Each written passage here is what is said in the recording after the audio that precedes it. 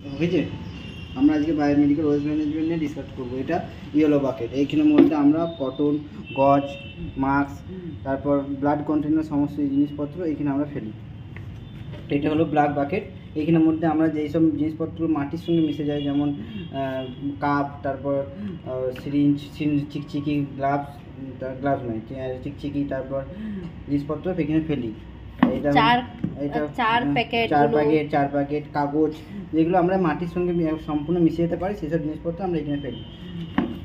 এটা হলো red bucket. এর মধ্যে আমরা গ্লাভস, তারপর আইভি সেট, তারপর চ্যানেল, তারপর বিটি সেট, এইসব সেটগুলো, তারপর আমাদের যেগুলো ফ্লুইড বোতল, এগুলো আমরা এখানের মধ্যে সমস্ত ইউজ করার পর সিজার দিয়ে কেটে আমরা এটা ফেলা হয়। আর এটা হচ্ছে ওভারঅল আমাদের ইয়েলো বাকেট, ব্ল্যাক বাকেট আর red bucket according to hospital management.